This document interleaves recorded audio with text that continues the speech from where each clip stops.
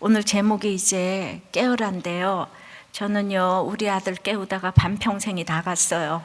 그게 완전히 선천적으로 잠은 어떻게 할 수가 없는 거구나. 그런데 요새 약간 깨어났어요. 여러분들 희망을 가지세요. 진짜 잠이 좀 깼다니까요, 진짜. 그러니까 이건 선천적이 안 되는 거야. 이래도 하나님이 오늘 이제 7영에 성령님이 만져주시면 잠도 깰 줄 믿습니다. 아까 유아 세례 받은 분도 정말 제가 마음이 너무 안타깝지만은 그런 병도 다 고쳐주실 줄을 믿습니다. 주님은 실수와 죄악의 자리에서도 한 가지 주님을 기쁘시게 한 것이 있다면 반드시 칭찬을 해주시고 상급으로 구원을 이제 주셔요. 우리가 이제 창세기를 통해서 아브라함, 이삭, 야곱이 얼마나 형편없었고 찌질했는지, 그러나 그들의 자격과 공로가 아니라 하나님의 은혜로 정말 100전 99패 했어도 1승의 그 겨자씨만한 믿음 때문에 그들을 다 믿음의 조상으로 찬란히 올린 줄 믿습니다. 나는 정말 마지막에 1승이 가장 중요한 것 같아요. 그런데 하나님은 이렇게 우리에게 선한 것이 하나도 없어도 너무나 이제 긍정의 눈으로 사람을 대하시는 주님이 오늘 4대 교회를 향해서 얼마나 인색하신지 모르겠습니다. 그래서 4대 교회는 그냥 요만큼도 이제 선한 것이 지금 없는 거예요. 그래서 오늘 깨어라요. 깨어라. 일깨어라. 왜 그러실까요? 첫째, 4대 교회는 살았으나 죽은 자인 거예요. 1절입니다. 시작. 4대 교회의 사자에게 편지하기를 하나님의 7영과 7뼈를 가진 이가 가라사대 내가 네 행위를 아노니 내가 살았다 하는 이름은 가졌으나 죽은 자로다. 있잖아요. 여기는 자칭은 살아있는 교회잖아요. 살아있는 교회는 그 도시의 양심이고 정의일 수밖에 없는데, 그러면 하나님도 칭찬해 주셔야 되겠는데 우리 주님은 죽은 자라고 그래요. 본인은 살았다고 그랬는데 하나님은 죽었다고 그럽니다. 그러니까 나의 평가와 하나님의 평가가 이렇게 다릅니다. 오늘 이거를 좀 잘 들으셨으면 좋겠어요. 그래서 이 교회는 다른 교회에 있었던 칭찬이 한마디도 없이 책망으로 시작됩니다. 우리 주님은 꼭 야단치려면 꼭 칭찬을 그냥 훨씬 많이 하시는데 어디 하나 취할 것이 없어서 오늘 4대 교회는 책망만 하고 계시는 것입니다. 겉은 아름답게 꾸몄지만 너는 속은 썩어있는 시체라는 것이 주님의 진단이에요. 그럼 이제 이 4대 교회가 어떤 교회인가 우리가 또 좀 알아봐야 되잖아요. 서머나 동쪽 85km고 도아드라 남쪽 약 48km 지점에 이렇게 전략상 요충지로서 이 도시는 굉장히 수직으로 된 그 암벽 위에 있어요. 수직. 여러분들 수직으로 된 암벽을 누가 올라가겠습니까? 천연 아주 난공불락의 그 아주 자연 요새인 것이에요. 특별히 4대는 그곳에서 나는 사금으로 말미암아 전설적인 부의 상징이 되었는데, 이 모직물하고 이 염색공업이 성행해가지고, 그래서 양털과 이 의복의 염색은 이 4대에서부터 시작되었다고 하는데, 화려한 의복 하면은 생각나는 것이 4대인 거예요. 그래서 오늘 옷으로 주로 얘기하시잖아요. 흰 옷 입은. 그래서 상공업의 흥행은 너무나 이 4대를 쉽게 부유하게 해줬고 사치스러웠고, 그러면서 이 속으로 그 부도덕하고 위대한 어머니라는 이 키빌레 여신을 섬기는 이 제사의식이 아주 방탕하고 부도덕했지만 나라 전체는, 도시 전체는 아주 세련되고 교양이 있고 이제 이렇게 멋있는 이런 도시였다고 봅니다. 여러분들 마귀가 주는 시험이 3가지가 있는데 핍박의 시험에 있어요. 핍박의 시험에서 우리가 서문학교회가 이겼죠, 그죠? 그다음에 또 이단의 시험이 있는데 에베소 교회가 이겼죠. 그런데 오늘 이 안일함의 시험, 이 4대 교회는 이거 졌어요. 그런데 루터가 이제 밤에 꿈을 꿨는데 그 기독교인 박멸 작전을 이렇게 보여주는 꿈을 꿨는데 이제 사단이 이렇게 와가지고 내가 그 사막을 가는 그 기독교인에게 사자를 넣었더니 그 사자 앞에서도 그냥 찬송을 하고 가더라. 그래서 실패했다. 또 바다를 항해하는 이 기독교인들에게 폭풍을 주었더니 또 폭풍 앞에서도 찬송을 하고 기도를 하더라. 실패했다. 세 번째 이제 그 부하가 와가지고 나는 성공했다. 어떻게 성공을 했냐 그랬더니 나는 한 교회를 택해서 10년 동안 너무나 이 모든 일이 잘 되고 평안하게 만들어 주었다. 그랬더니 그들이 영과 육이 완전히 다 썩어버렸다. 이 안일함에 그 편안한가 안일함에서 사대교회가 바로 무너진 것입니다. 당시 다른 교회들은 다 우상 숭배로 인해서 어려움을 겪고 있었잖아요. 그런데 사대는 그런 어려움도 없었어요. 다른 지역처럼 유대인들, 동족의 유대인들이 와서 괴롭히지도 않았어요. 교회 내 이단, 반대 운동도 없어요. 환난도 시험도 핍박도 없었어요. 그야말로 이 교회는 우리가 원하는, 교회도 나가면서 환난도 핍박도 시험도 없었던 그야말로 형통하고 형통한 교회였어요. 여러분들이 생각할 때, 야, 그렇게 완전히 그게 계속된다면 거기가 바로 천국 아니야? 그럴 교회가 바로 사대교회였습니다. 그래서 살았다 하는 헬라어는 아주 활기차다는 이런 이제 뜻이 있고, 이름이라는 것에서는 명성이라는 이 의미를 가지기 때문에 겉으로는 활기차게 명성이 자자했어요. 사대만 그런 게 아니고 사대교회가. 그러니까 한마디로 모든 것이 다 잘 되는데 그 위에 그저 예수까지 믿어 좋을 뿐인 거예요. 그러니까 이 사람들에게는 예수만이 나의 삶의 이유, 이런 게 안 되는 거죠. 예수가 나의 삶의 이유와 근거가 하나도 될 수가 없어요. 그냥 교양 강좌처럼 하나 얹어놨어요.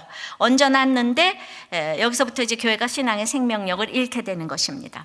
이런 사대교회에 나타난 주님의 모습은 아까 1절에 하나님의 7영과 7뼈를 가진 이가 가라사대 그러고 나타났잖아요. 우리가 7뼈는 1절에서 이 7교의 사자라고 말씀한다고 얘기를 했습니다.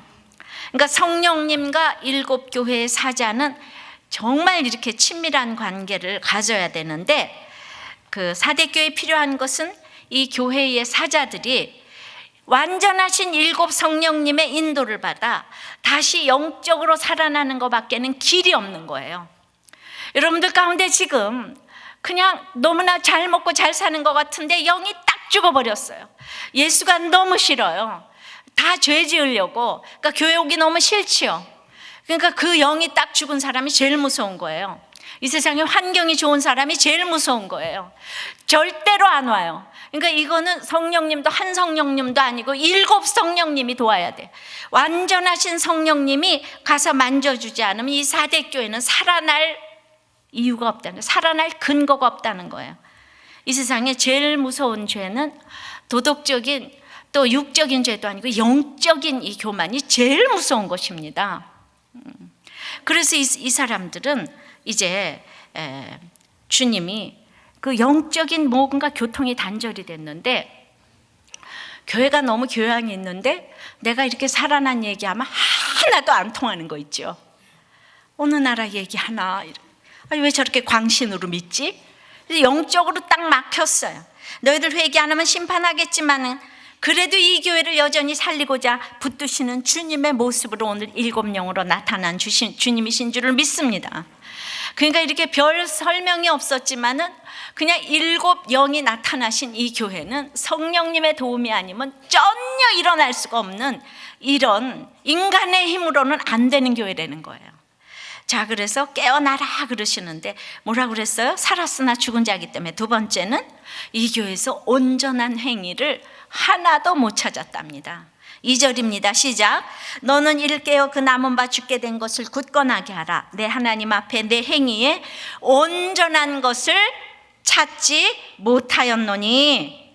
그러니까 여기 2절에 두 개의 명령이 나옵니다. 너는 이를 깨우라. 이것은 긴장을 하고 정신을 차리라는 이런 의미를 갖습니다.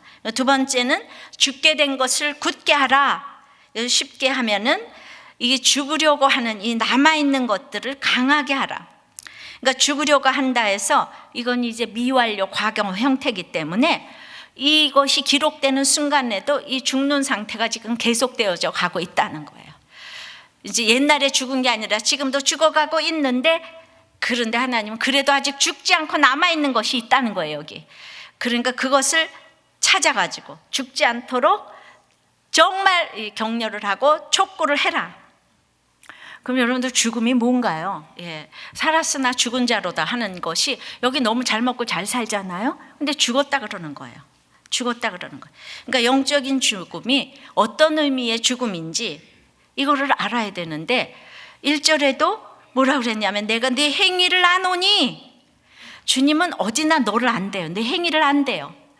그 핍박도 알고 그 행위대로 갚아준다 그랬잖아요.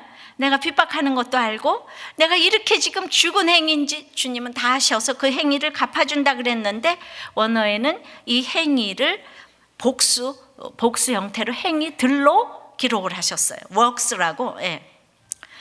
그러니까 행위를 안다고 그랬으니까 그 행위가 있는 거예요. 사대교회는 하는 일이 아주 많았습니다. 사대교회는 요즘식으로 말하자면 교회로서 갖춰야 될 것을 다 갖췄어요. 왜냐하면 그러지 않고는 살았다고 말할 수가 없잖아요. 그래서 아주 잘 모이고 열심히 모였고 많이 모였고 예배도 잘 드리고 아름다운 찬양이 있고 경건한 막 기도가 있고 훌륭한 봉사가 있고 세미나가 있고 프로그램이 있고 좋은 양육이 있고, 그냥 말 그대로 모든 것을 다 갖췄어요. 이거 돈이 많잖아요. 그냥 돈이 많아요. 그냥 돈으로 할 수 있는 게 너무 많아요. 그러니까 누가 보아도 살아있는 교회라고 생각할 그런 교회였습니다. 그러니까 여러분들, 사대교회가 주님 보시기에 행위가 전혀 없는 교회가 아니고, 그냥 사대교회는 이런 기가 막힌 행위와 행동들로 유명해진 교회인 거예요. 사대교회 하면은 명성이 지금 났다 그랬잖아요. 명성이 너무 유명한 교회, 이런 교회가 이 지구상에 지금 7분지 1이 있다는 거잖아요. 여러분들 잘 분별하시길 바랍니다. 그런데 거기에 온전한 행위가 하나도 없다고 얘기를 하세요. 오늘 1개가 없대요, 온전한 행위가. 그러니까 우리는 가슴을 여미고 들어야 됩니다. 그러니까 우리 이제 요새 계시록 하면서 그 초대교회에 얼마나 핍박받았는지 알잖아요. 그러니까 그때는 그냥 핍박을 받으니까 오직 주님을 붙들고 하나님만 예배하면서 가다가 드디어 313년에 기독교가 공인이 됐습니다. 그러니까 이제 예수 믿는 게 너무 편해졌어요. 그러다가 로마는 너무나 전 세계를 지금 지배하고 돈이 많아요. 그러니까 그때부터 예수 믿는 게 편해지니까 이 사람들이 싸울 대상이 없어졌어요. 그러고 그냥 교회 가기만 하면 되는 것입니다. 그래가지고 이제 이 로마의 교회는 이 초대교회에 기가 막힌 그 믿음의 교회에서 중세의 암흑시대로 가게 되는 것입니다. 이 사람들은 많은 교회를 세웠어요. 많은 교회를 건축했어요. 여러분들, 제가 정말 유럽을 가보니까, 특별히 이번에 리테를 갔을 때 각 도시마다 제일 좋은 장소에 제일 높은 건물이 성당이에요. 그러니까 어떤 건물을 져도 성당보다 높이 지면 안 돼요. 그 다음에 그래서 이 고도가 정해져 있는데, 그 화려찬란함을 어떻게 표현을 할 수가 있겠습니까? 그러니까 그냥 피렌체를 가도 도모가 있고 밀라노를 가도 있고 로마도 있고, 얼마나 크게 지어놨는지 그 동네의 주민들이 다 올 수 있도록 그렇게 곳곳에 이렇게 교회를 크게 지었는데, 크게 지을 뿐만 아니고 그 대리석을 깎아서 돌로 로코코 바로크 고딕에 갖은 양식으로 다 깎아질렀고 금으로 만들었고, 파이포르가니 멋이지, 미켈란졸레가 그냥 이 천지창조 벽화를 해놨지. 들어가면은 그냥 찬양은 너무나 멋있어서 이 그레고리안 찬트에 그냥 단선율로 있잖아요. 멋있는 저기에서 끼리에 이러면 굉장히 경건한 거예요.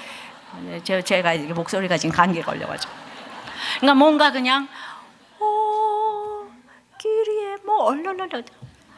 그러면 거기 가 있으면 막 너무나 멋있는 저기에 그냥 너무나 훌륭한 그냥 이 찬양의 훌륭한 이 예술품에 우리가 막 압도가 당해가지고, 그 또 제사장들은 너무나도 화려한 금박이 막 밑에 옷을 입고 여기다 금관을 쓰고 홀을 쫙 차고 있으면은 우리는 거기서 갑자기 그냥 압도가 돼가지고, 그런 교회를 유럽에 곳곳에 져놓은 거예요. 그러니까 이제 교회를 짓다 교회 짓는 경쟁이 벌어져 가지고 이제 재정을 하려고 이제 면죄부를 팔았잖아요. 이 헌금을 하면 죄가 없다. 동전이 딸랑 떨어지는 순간에 네 영혼이 천국으로 간다. 하나님이 피로 값주고 사신 구원의 복음을 이렇게 형편없이 사고팔고 하면서 악을 저질렀잖아요.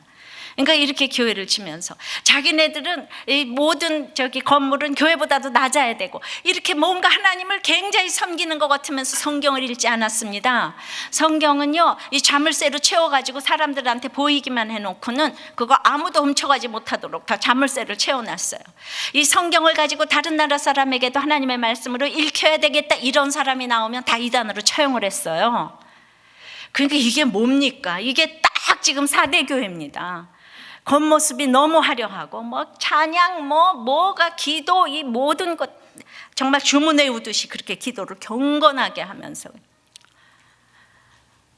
기도도 왜 꼭 주문처럼 그렇게 외워요?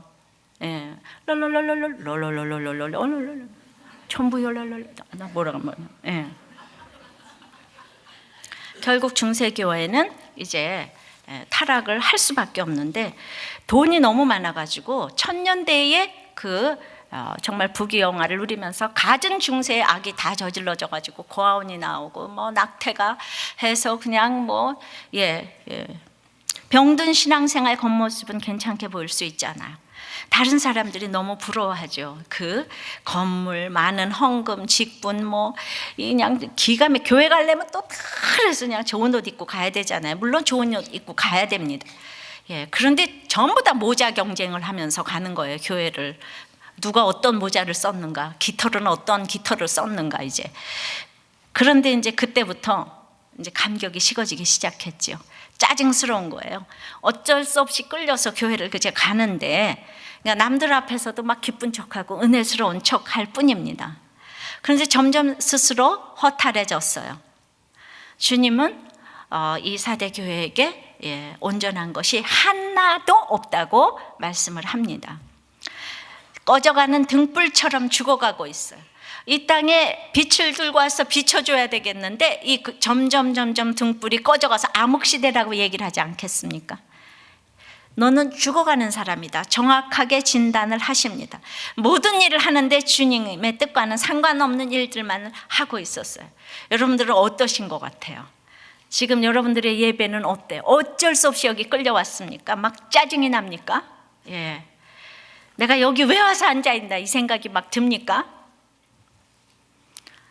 아니 여기 앉아있는 사람한테 왜 그걸 물어? 이렇게 이제 또 아니 짜증나면 여기 와서 앉았겠어? 예.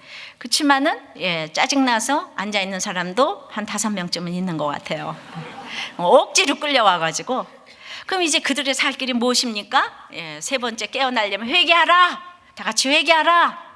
네, 3절입니다. 그러므로 네가 어떻게 받았으며 어떻게 들었는지 생각하고 지키어 회개하라. 만일 일깨지 아니하면 내가 도적같이 이르리니 어느 시에 네게 일말는지 내가 알지 못하리라. 그래서 오늘 생각하라 그랬습니다.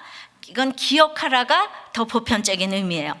기억하라는 어떻게 받았으며 어떻게 들었는가를 기억해야 한다는 건데 네가 어떻게 맨 처음에 구원의 복음을 받았는지 이걸 기억해내래요. 그리고 이 4대 교회가 어떻게 개척이 되었는지 이거를 기억하래요. 이 구원의 복음을 이제 생각하고 무엇을 듣고 무엇을 받았는지 처음 신앙으로 돌아가야 되겠는데 깨어라는 결국 회개하라는 말입니다. 그런데 오늘 생각하고 지키어 회개하라고 그랬는데 이제 지키다는 거가 순종하다라는 의미가 있어요. 그래서 그들이 받고 들은 복음을 기억하고 순종하는 것은 바로 회개하는 자세에 있어서 아주 굉장히 중요합니다.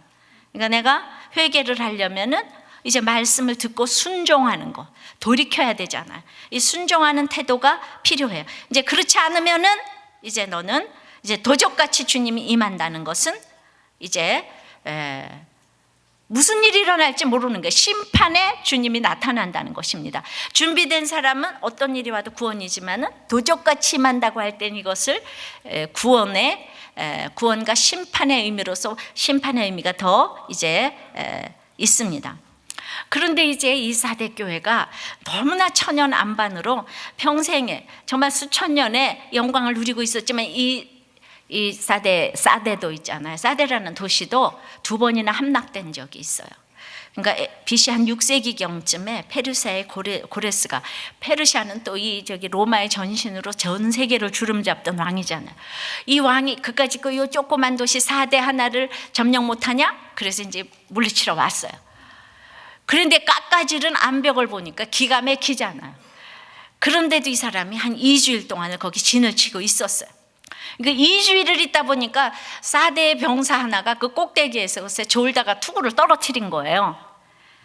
그러니까 그 투구를 떨어뜨렸는데 보니까 어떤 병사가 보니까 비밀 통로가 있어서 그거를 주워가지고 이 올라가는 게 보였어요.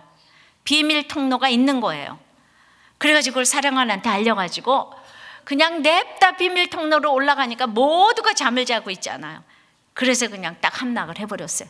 그 이후에 200년 후에 안티오쿠스 대제 시대도 비슷한 방법으로 함락을 해서 이 2번이나 함락당한 적이 있습니다. 그러니까 한 번 함락을 당하면 그 다음엔 이제 무너지는 게 시간 문제인데, 그러니까 아무리 난공불락의 성도 잠을 자면 끝인 거예요. 천연 요새도 잠을 자면 끝인 것입니다. 그래서 이제 그 평안하다 안전하다 안심할 때 살았다나 실상은 졸고 이 죽은 것 같은 상태에 이른다는 거죠. 그리고 나서 2번 함락되고 지진까지 나가지고 폐허가 되다시피 한 이 사태가 왔는데 로마의 이 티베리우스 황제의 도움을 받아서 다시 세워지게 됐어요. 그러니까 사도 요한이 이 계시록을 쓸 때에는 사대 도시는 죽었다가 다시 살아나서 다시 크게 번영하던 때였습니다. 근데 옛날에 그걸 잊어먹고 다시 천연 요새가 되어서 무풍지대가 되니까 다시 옛날에 나태가 이제 몰려와서 이제 이렇게 성경에 등장하고 그 다음에 사대는 폐허가 됐어요. 그러니까 영적으로도 초대교회의 핍박의 시절을 생각하고 회개하지 않으면 주님이 도적같이 이르러서 심판을 하시겠다는 것이고, 사대에도 그런 일이 있었다는 것입니다. 저는 천국은 신랑을 기다리는 열처녀와 같다고 생각을 합니다. 천국은 기다림과 연결이 되는데 똑같이 열처녀가 기다렸지만은 5 기름을 준비했고 5은 기름이 이제 없는 거예요. 저는 이 기름이 죄의 문제라고 생각을 합니다. 기름을 준비한다는 것은 자신이 죄인임을 깨닫고 회개하는 것이, 이게 기름 준비예요.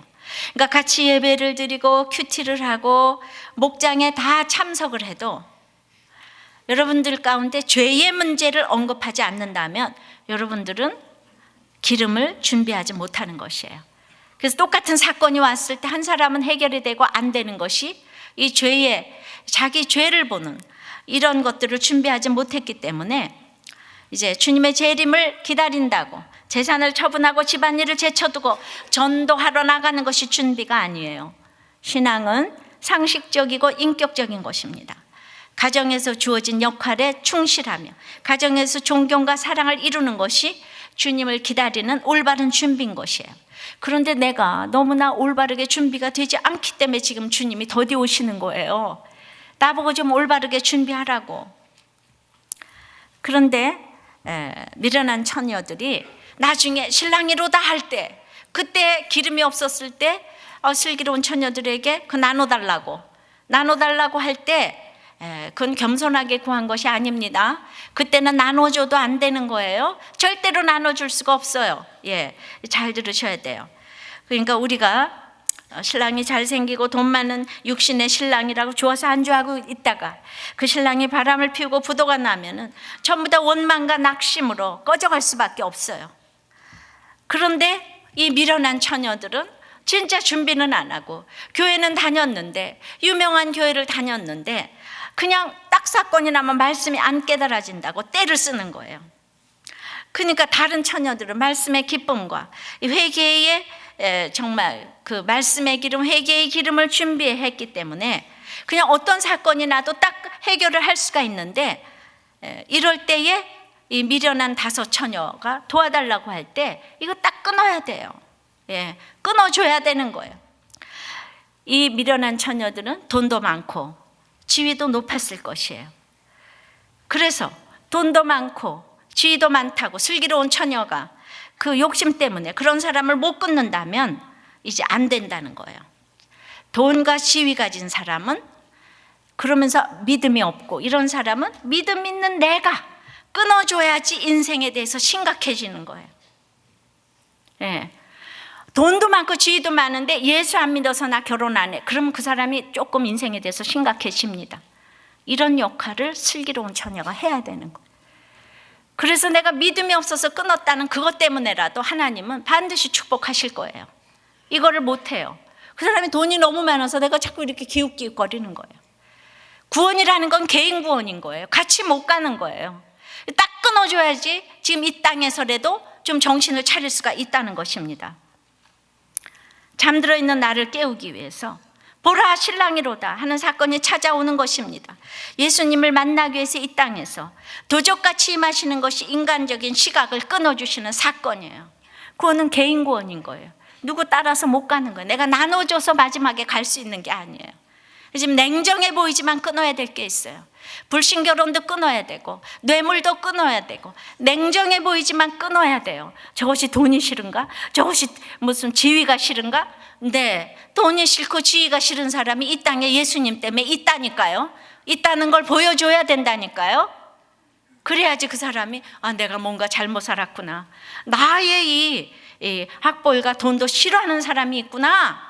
이거를 보여줘야지 되는 어마어마한 사명이 믿는 우리에게 달려있는데 사대교회는 이런 일을 할 사람이 전혀 없다는 거예요. 교회가 완전히 세상이라 이 말입니다. 너무 화려한 교회가 세상이 다 들어가가지고 예수 얘기를 하면 다 손가락질을 하는 그런 이 교회가 사대교회인 거예요. 그러니까 미련한 처녀들은 그러니까 같은 행동을 해도 때를 못 맞춰요. 준비도 안 했고, 왜냐하면 자기가 죄가 있다고 생각해 본 적이 없으니까. 그러고는 이제 나눠달라고 떼를 쓰고, 그 다음에 이 천국문이 딱 닫히니까 또 막 항변을 합니다. 그러면 나는 할 일 다 했다. 내가 기다리다 잘 수도 있지. 내가 전도를 위해서 불신결혼을 했다. 내가 아니면 누가 그 사람을 구원받게 하겠느냐. 그리고 막 항변하고 외치고 부르짖습니다. 술 마시는 사람도 다 내가 너 때문에 술 마신다. 바람 피우는 사람도 다 내가 너 때문에 바람 피운다. 네가 그러지 않았으면 내가 바람 피겠느냐. 이게 다 항변인 거예요. 끝까지 미련한 처녀들은 어떤 경우에도 주님 내가 잘못했습니다 이러질 않아요. 주님 저를 용서해 주세요가 아니고 나눠줘. 하나님 왜 문이 닫혔어? 열어주소서 이것만 한다니까요. 그러니까 환경을 열어달라고 부르짖는 거야. 하나님이 계시다면 이럴 수가 있어? 이것이 도적같이 오는 주님의 심판인 거예요. 사대교회에 있다가는 다 그래요. 여러분들이 심판이 뭔지 아세요? 예. 왜 나한테는 말씀이 안 들려? 왜 나보고 하나님이 계시다면 나한테 이럴 수가 있어? 내가 뭘 잘못했다고? 이게 여러분들이 지금 저주 가운데 있는 사람들의 언어예요. 전혀 기름을 준비하지 못했어요. 교회를 다니는데 죄도 모르고 회개도 몰라요. 그리고 맨날 달라는 거밖에 몰라요. 달라는 거. 그래서 회개가 없는 거예요. 그러니까 미리 준비를 하는 사람은 언제나 생각지 않은 일이 올 수도 있고 더디 올 수도 있고 신랑 오시는 시간 외에는 그냥 아무것도 관심을 두지 않습니다. 그런데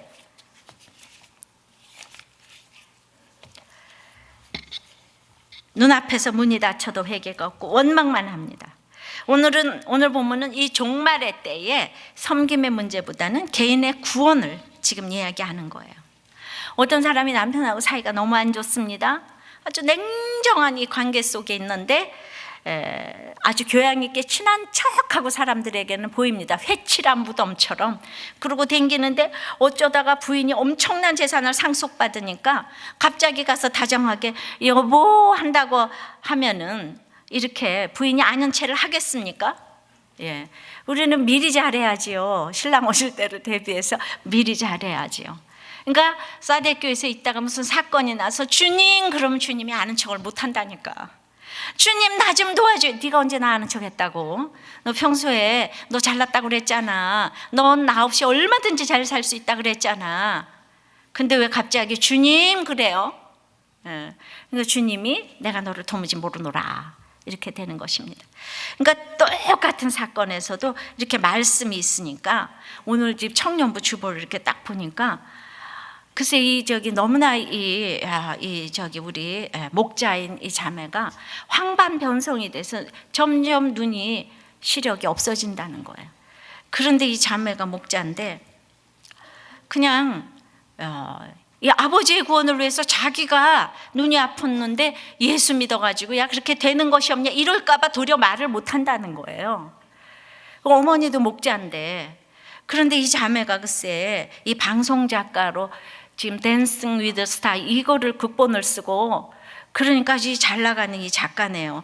자기는 이제 목사님의 어록을 어떻게 드러나지 않게 이렇게 좀 쓸까 하는 이걸 사명으로 가지고 있었는데 하나님 지금 사도 바울처럼 지금 왜 내 눈을 이렇게 멀게 하시는가 이런 거를 너무나 객관적으로 이렇게 썼어요. 하나님께서는 영적으로 죽어 있던 저를 다시 살리시려고 지금 증거를 보이시고 그래서 꼭 고난이 축복이다라는 이 목사님 말씀을 늘 들어왔기 때문에 이 얘기를 듣고도 이렇게 별로 슬프지 않았다는 것입니다. 그런데 예배를 드리지 않으시던 아버지께서 근데 도리어 이 얘기를 했더니 예배에 나가시고 그냥 오늘 목사님 말씀이 꼭 나한테 맞는 말씀 같다고 이 하는 놀라운 고백을 듣는 기쁨을 주셨대요. 그러니까 지금 놀라운 고백을 듣는 기쁨을 주셨대요. 아버지가 와서 예배를 드리니까 이 눈보다도 그게 기쁨이래요. 그러니까 어떤 경우에도 이게 구원의 사건이지 심판의 사건이 되지 않잖아요. 그래서 알지 못하는 가운데 이런 인재들이 이렇게 구원의 소식을 듣고 이렇게 증거를 하는 것이 다른 사람들을 살리는 일 아니겠습니까? 근데 미련한 처녀 나한테 왜 이런 일이 와? 내가 랄랄랄랄라 열어주소서 이러는데 그냥 하나님이 뭐 죽기도 하고 살기도 하고 하나님 뜻이면 내가 살기도 하고 죽기도 할 것이고 이런 마음을 가지면은 우리는 이제 그것이 이제 회개의 역사로서 주시는 선물인 줄을 믿습니다. 근데 이 교회는요 깨어라에 합당한 자도 있대요. 네 번째 합당한 자도 있답니다. 4절입니다. 시작. 그러나 사대에 그 옷을 더럽히지 아니한 자 몇 명이 내게 있어 흰 옷을 입고 나와 함께 다니리니 그들은 합당한 자인 연고라. 사대는 옷이 유명하니까 이 옷이 찬란한데 그래서 흰 옷 입는 사람이 있대요. 인생의 목적이 거룩인데 소아시아 지방에는 우상에게 제사를 드릴 때 옷이 얼룩이 가면 제사를 드릴 수가 없는 거예요. 근데 여기는 염색업이 또 발달하기도 했지만은 그렇게 옷에 얼룩이 지지 않기가 너무 힘든 거예요. 정결한 제사를 자기 나름대로 이제 드릴 수가 없었는데 그러나 그보다 중요한 것은 이 영적인 오염이었죠. 그들은 옷을 더럽히지 않은 자가 그동안에는요 이 두아디라나 버가모나 에베소는 이 몇 명의 미꾸라지가 전체를 이렇게 더럽게 했는데 여기는 전체가 더럽고 깨끗한 자는 몇 명밖에 없어요. 그러니까 여러분들 이 온 교회가 다 잘 살고 전부 다 환경이 좋은 게 얼마나 죽은 교회인지 죽은 교회가 되기가 쉬운지 이걸 아셔야 돼요. 왜냐하면 너도 나도 다 지금 똑같은 소리를 하고 있기 때문에. 그러니까 교육열이 그런 데는 교육열밖에 없죠. 근데 다 똑같은 얘기를 하니까 거기서 아니다 하면 몰매를 맞는 거죠. 근데 거기서 옷을 더럽히지 않은 흰 옷 입은 자가 몇 명 있대요. 몇 명. 그는 나와 함께 다니기에 합당한 자가 결국 몇 명 있는데 그런 데서 신앙생활 하는 게 또 얼마나 힘든지 모릅니다.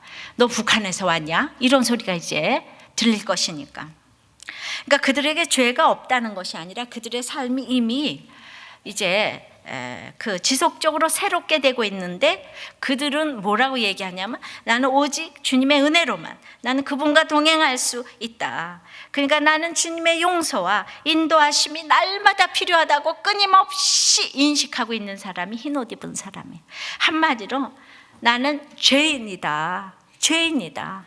이거를 외치는 사람이 언제 어디서나 합당한 주님께서 보시기에 합당한 자라는 거예요. 그러니까 이제 베드로도 스데반을 예수님을 3번 부인한 베드로도 스데반을 돌로 쳐 죽인 바울도 그 죄로 인해서 더 풍성한 삶을 살 수가 있었어요. 사역을 하면서 핍박이 올 때도 나는 3번 부인한 사람인데 사도 바울도 그렇게 핍박이 왔을 때도 나는 스데반을 죽인 사람인데, 이런 어떤 자기 죄의 인식이 이렇게 죽게 나가는 합당한 자의 이 태도가 되지 않는가. 그렇지만은 누구나 다 죄가 많아서 사도 바울은 처음에는 나는 사도 중에 작은 자라고 했다가 조금 지나서는 성도 중에 미미한 자라 그랬다가 죽음이 다가왔을 땐 죄인 중에 괴수라 그랬어요.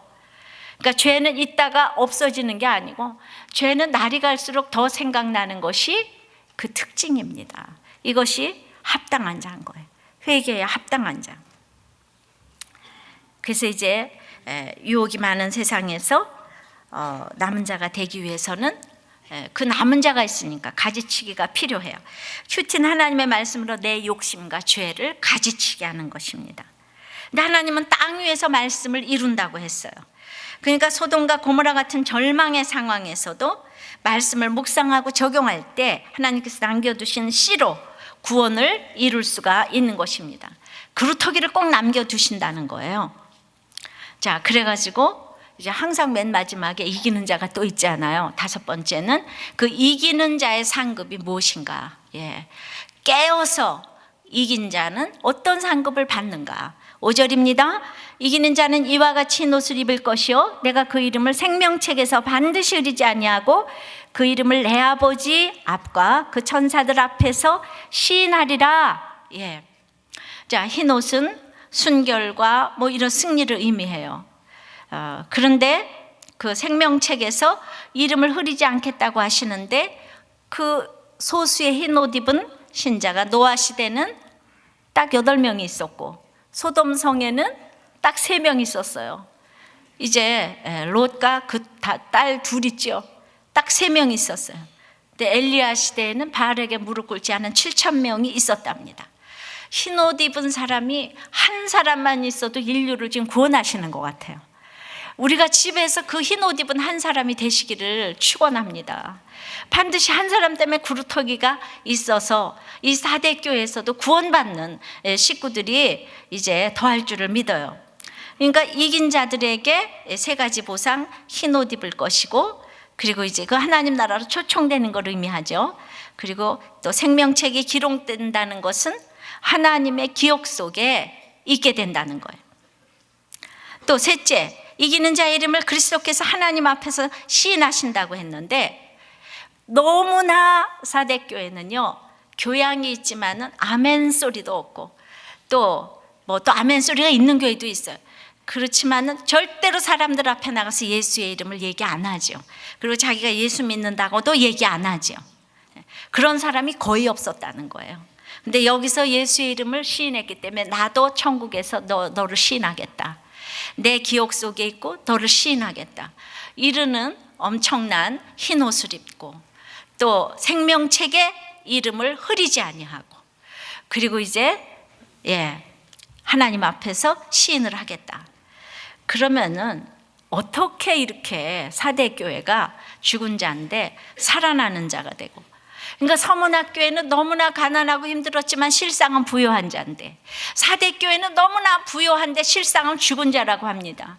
그럼 4대 교회가 어떻게 살아날 수가 있겠어요? 어떻게 하면 이기는 자가 될 수가 있겠습니까? 있잖아요. 어떤 이제 대학교 근처에서 붕어빵으로 성공한 사람이 있는데, 그 붕어빵 리어카 하나로 굉장히 수입을 많이 올리고 있다는 거예요. 그래가지고 그 사람이 왜 그렇게 지금 붕어빵을 잘 파는가? 그랬더니 그분이 나는 한 번도 어제와 똑같은 붕어빵을 굽지 않는다는 거예요. 그러니까 붕어빵을 가지고 재질을 피워봐야 그걸 얼마나 피울까 이렇게 생각하는 분이 계시겠지만, 그분은 그렇게 생각하지 않는다는 거예요. 그러니까 어떻게 새로 굽는가? 그분은 자기를 찾아오는 사람들을 생각하면서 어떻게 하면 이분들에게 더 맛있는 이 붕어빵을 그냥 구울까? 그 사람을 보면서 내가 저 사람에게 맞는 붕어빵을 구워야지.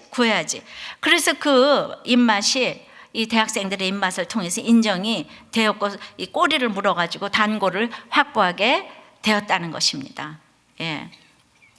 그러니까 우리가 그렇게 날마다 똑같은 것 같아. 우리는 매너리즘에 빠져서 교회 오기도 싫은데 나는 오늘 똑같이 기도를 해도 어제와 같은 기도를 하지 않는다. 내가 목장을 가도 어제와 같은 목장을 하지 않는다. 나는 날마다 더 새로운 목장, 새로운 목자가 되고 새로운 선생님이 돼서 나는 새로운 것을 늘 가르치고 기도하고 내가 이제 봉사를 하겠다. 이 마음으로 내가 남편으로서도 새로운 봉사, 아내를 위해서도 새로운 봉사, 이런 걸 모든 걸 하겠다는 마음이 저절로 일어나게 되면 이건 살아있는 교회잖아요.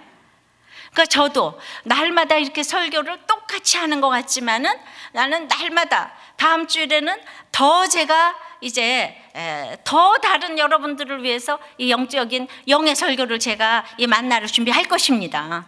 근데 날마다 똑같은 것 같지만은 날마다 저는 이 세대에서 일어나는 사건이 다르고 사람을 만나는 게 다르는데 제가 새로운 설교를 안 하겠습니까?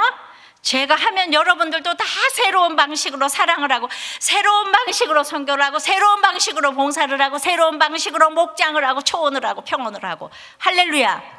이렇게 마음만 가져도 오늘은 내가 어떻게 기쁘게 할까? 어떻게 하면 저 사람을 변화시킬까? 오늘은 이랬는데 오늘은 침묵하고 내일은 얘기를 하고 그 다음 날은 이제 중간 보이스로 가고 이렇게 자꾸 아이디어가 생각나고 새롭게 아셨어요? 그러면 그게 내가 죄가 있다고 생각하고 주 안에서 내가 형편없는 죄인인 걸 아는 사람은 이런 생각이 저절로 나는데 잘난 사람들은 새로운 거 좋아하네 그냥. 아유야 그게 그거고 그 밥이 그 나물인 거지. 저 목사는 맨날 똑같은 설교만 하더라야. 이렇게 생각하는 사람이 또 여기 10명이 있잖아요. 그죠? 꼭 그래. 아유 어떤 목사님 나보고 그렇게 얘기하시나. 전 알아요. 맨날 똑같이 뭐 죄인이라는 거지 뭐 회개하라는 거지 맞죠? 그렇지만 저는 맨날 새로운 얘기를 한다니까요. 믿으세요? 저는 맨날 새로운 얘기를 해요. 근데 들리지 않는 사람 맨날 똑같은 얘기 한대요. 아유 내가 외워서도 하겠다. 외워서 해봐요. 내가 하면은 내가 인정해 줄게요. 제가 한 설교 한번 외워서 해봐요. 저한테 와서 욕하시는 분은 똑같은 설교를 저한테 와서 해주시기를 바랍니다. 제가 그냥 막 목자를 딱 드리겠어요. 제 설교를 하면. 그래서 저는 이 사대 교회는 예배가 죽었잖아요. 경건의 모습은 있는데 능력이 없어요. 그러니까 제일 중요한 건 사대 교회가 회복하려면 예배가 살아야 돼요. 예배가 사모돼야 되는 거예요. 근데 이번에 이렇게 오래되지도 않으신 분이 우리들 교회라고 그 글을 올려주셨어요. 이분은 이제 지방에서 이제 올라오면서 이 글을 써주셨는데 주일날만 그동안에 이제 주말복으로 살면서 이제 오신 거예요. 근데 주일 예배당에 들어오면 자유로우면서 질서 있고 은혜가 넘치는 찬양팀의 찬송이 나를 맞이하며 예배드릴 마음의 준비를 하게 합니다. 이어서 예배가 시작되고 그리고 이제 유아 세례가 너무 아름답습니다. 어디서 보지 못한 세례식입니다. 왜 목사님이 많은 시간을 할애하시며 중요시하는지 이제 알았습니다. 목장 식구들의 자그마한 선물과 함께 축하하는 자리는 부모님의 마음을 뭉클하게 할 것 같습니다. 왜냐하면 제 마음이 그렇거든요. 이어진 아빠의 간증과 신앙적으로 그리고 세상적인 삶에서도 자녀와 하나님 앞에 책임감을 갖게 할 것 같습니다. 너무 좋은 시간 집사님들의 간증 시간도 대단하십니다. 어디에서 저런 용기를 얻으셨는지 조금은 다르지만 제 모습을 보는 것 같아 나는 언제 자격을 얻을 수 있을까? 그러나 마음 한구석에서는 두려움도 있습니다. 아직은 목사님의 찬양 왕이신 나의 하나님 부르기 시작하는 순간 마음이 요동을 합니다. 통제가 되지 않습니다. 이어 눈물이 나옵니다. 사나이가 하면서도 참으려 하지만 어느덧 눈시울이 촉촉해지지만 안에 몰래 정리합니다. 말씀을 받아들일 준비가 완료됩니다. 목사님 말씀 이어집니다. 이해되는 날은 정말 새롭게 살자는 느낌이 온 마음의 전율을 느끼게 합니다. 그러나 졸고 있는 날은 아내의 이 뾰족구도 공격을 받아 멍든 날입니다. 그러나 요즘은 점점 멍든 날이 줄어들고 있습니다. 붙어만 있으니 변해가고 있네요. 말씀이 끝나면 새신자 환영회가 시작됩니다. 야구에서 신인왕은 한 번밖에 기회가 없다는데 저도 새신자 환영회에 처음 참석한 기억이 납니다. 그날은 바람핀 집사님들만 계셨는데 서로 지은 죄를 오픈하시고 새로운 삶을 사시는 모습을 얼굴에서 순간 느낄 수 있었습니다. 나도 그런 날이 올 수 있을까? 또 이제 우리들 교회 와서 배운 것은 있으면 먹고 없으면 금식하고 죽으면 천국 가자. 공동체에 붙어만 있자. 어떤 일에도 부부가 아닌 다른 남녀가 같이 차를 타지 말자. 어떻게 이런 것만 또 이렇게 기억을 하셨는지. 내 죄를 보자. 가정 회복이 우선이다. 자격이 되어야 봉사한다. 모든 교육은 이수해야 한다. 기억나는 것만 적었지만 예수님을 닮아갈 수 있다는 확신이 있습니다. 주보에서 늘 헌금 통계를 보면서 11조가 전체 헌금의 60%에서 80%를 차지하는 걸 봅니다. 대단합니다. 목사님은 헌금 설교도 안 하시는데 점점점. 예. 이유가 뭘까? 그렇지만 예배를 드리니 이것을 자연히 알게 됐습니다. 그리고 목장 예배, 세상에는 각양각색의 사람이 있고 너무 훌륭한 분들도 많지만 우리 교회도 마찬가지입니다. 그러나 모두가 오픈을 하니까 목욕탕에 온 느낌을 받지만 하나님이 보시기에는 다 그만 한 것 같습니다. 저는 우리들 교회 와서 가치관이 180도 바뀌었습니다. 올바른 신앙생활이 세상 삶의 우선이라고 8년간 지방에서 주말 부부 생활을 정리하고 이제 오늘 집으로 올라와서 이제 올라갑니다. 올라가서 바뀌어야 할 생활 습관이 너무 많습니다. 차차 변할 것입니다. 그러나 먼저 해야 될 2가지를 말씀드리겠습니다. 첫째, 수요 예배를 아내와 손잡고 가기. 둘째, 몸짱 남편이 되어 아내와 데이트하기입니다. 좋겠다 이 부인. 예. 이런 가치관의 변화와 용기, 그리고 가정 회복의 길을 열어주신 이 목사님, 모든 분들 우리들 교회에 감사드립니다. 마지막 날 짐을 정리하면서 아무개 집사. 예. 아유 할렐루야. 여기 와서 보지도 아니하시고 주일 예배 와서 이렇게 예배의 은혜를 받으셨으니까 올라오는 발걸음이 너무 감사해서 이렇게 글을 올리셨지 않겠습니까? 예. 그래서 사대교회하고 좀 약간 대조적인 이런 글이 올라와서 정말 사대교회가 변화되려면 정말 말씀과 예배가 회복돼야 될 줄을 믿습니다.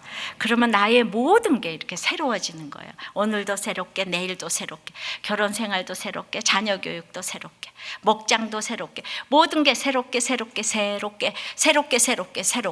이렇게가 저절로 되니까 살아있는, 진정한 살아있는 교회가 되는 줄을 믿습니다. 말씀을 맺어요. 오늘 주님께서는 정말 안타까운 마음으로 깨우라고 하세요. 충격적인 요법을 쓰면서 너는 살았으나 죽은 자라고 합니다. 온전한 것이 하나도 없다고 합니다. 이제 너의 남은 것을 굳게 하고 받고 듣고 생각하고 지켜 회개하라고 하십니다. 오늘 깨어난 합당한 자도 있다고 하십니다. 깨어 이기는 자에게 주실 상급을 바라보며 생명책의 이름을 흐리지 아니하시고 하나님 앞과 천사들 앞에서 이 시인하시는 축복을 여러분들이 받으시기를 바랍니다. 이제 이 소망이 없는 어두운 세상에 빛을 들고 세상으로 나가서 우리의 사대교회를 다 살리시기를 바랍니다. 찬양합니다. 귀한 생명의 말씀을 마음에 새기면서 빛을 들고 세상으로 함께 찬양하겠습니다. 우리 영혼은 주가 주신 꺼지지 않는 빛이 있네. 오직 주님께 우리 드리네. 그 빛을 밝혀 주시리라. 이제 깨어 일어나, 이제 일어나. 소망이 없는 어두운 세상에 나아가라. 내 빛 비춰라. 모두 알도록 빛을 들고 세상으로 빛을 들고 세상으로. 절망에 빠진 형제의 맘에 꺼져만 가는 빛이 있네. 주님을 떠나 방황하는 자매도 그 빛의 생명 일어나는 우리를 깨우십니다. 이제 일어나. 어둠 속에서 고통받는 자 일으키라. 내 빛 비춰라. 내 빛 비춰라. 모두 알도록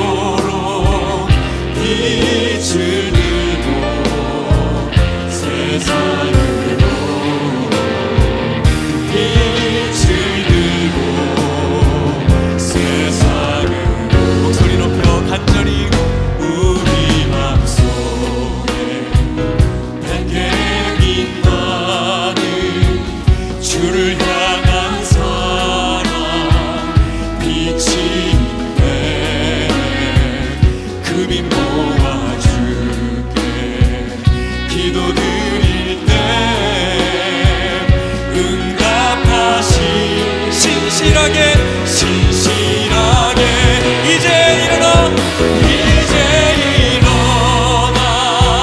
이런 약한 자를 그들의 아픔 감싸주마 내 빛처럼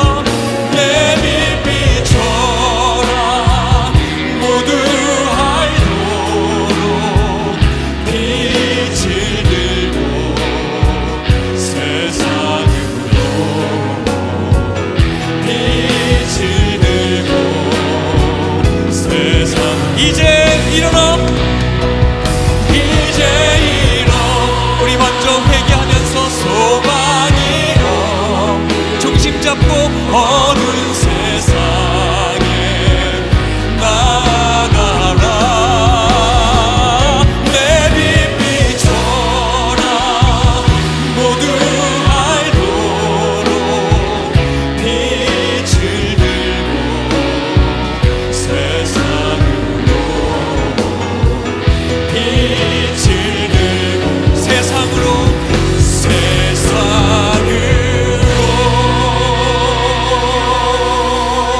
여러분들 가운데는 지금 이제 도적같이만 사건이 있으니까 해석이 안 됩니까? 하나님께서 내가 살았으나 죽은 자라고 하십니다. 내 행위에 온전한 것이 하나도 없기 때문에 이 일을 허락하셨다고 하십니다. 우리 인생의 해석이 잘 되고 하나님께서 말씀하신 음성을 듣고 이기는 자의 상급을 우리가 다 받게 해달라고, 하나님께서 나를 시인하는 인생이 되게 해달라고 다 같이 기도하겠습니다. 아버지 하나님, 우리들 교회는 이미 그래도 이제 유명해졌습니다. 그런데 우리들 교회가 우리가 생각해도 행위가 있는 것 같은데, 하나님이 너는 살았으나 죽은 자이고 온전한 것이 하나도 없다 그럴까봐 두렵습니다. 왜냐하면 우리 가운데는 아직도 미련한 자 5처녀처럼 회개가 안 되고 원망을 하며 말씀이 안 깨달아지며 날마다 울며 불며 슬피 울며 환경을 열어달라고 하는 성도들이 너무나 많이 있고, 그리고 제 속에도 아직도 이렇게 아버지 하나님 그 남은 부분들이 있기 때문에 나는 할 만큼 다 했는데 내가 못한 것이 무엇이있는가. 그래서 주님이 도적같이 오셨는데 슬퍼서 인생이 분해서 해석이 안 되는 그런 성도들이 있기 때문에 제가 주님의 7 성령을 받아서 여러분들을 아직도 잘 가르치지 못하기 때문에 여러분들의 인생이 해석이 되지 않고 있습니다. 주님, 여러분들 가운데 아직도 지금 주님이 도적같이 오신 사건 가운데서 너무나 해석이 안 돼서 슬피 우는 분들이 계십니까? 오늘이라도 이 말씀을 듣게 하신 것은 이 땅에서 도적같이 오신 주님 때문에 진짜 신랑 되는 예수님을 알라고, 주님이 사랑하신 이 사건인 걸 알게 도와주시옵소서. 이 도적같이 오신 사건이 여러분들의 인생의 결론이라는 생각이 들지 않습니까? 내 인생의 결론인 것입니다. 내가 죄와 회개의 기름을 준비하지 못했기 때문에 이렇게 원망이 차는 걸 오늘 알게 하여 주시옵소서. 이제 내가 이 모든 삶에서 깨어나기를 원합니다. 회개하기를 원합니다. 주님의 이기는 자에게 주신 상급을 받고 흰옷을 받고 인생의 목적이 행복이 아니고 거룩이라는 것을 알며 이제 하나님이 생명책에서 이름을 흐리지 아니하고 내가 너를 시인하겠다는 이 상급을 들고 일어나기를 원합니다. 이제 빛을 들고 일어나기를 원합니다. 절망에 빠진 사람들을 내가 도리어 살려주는 자가 되기를 원합니다. 이 사명을 감당하기를 원합니다. 깨어나기를 원합니다. 주여 이를 깨워 주시옵소서. 예수님 이름으로 기도합나이다. 아멘.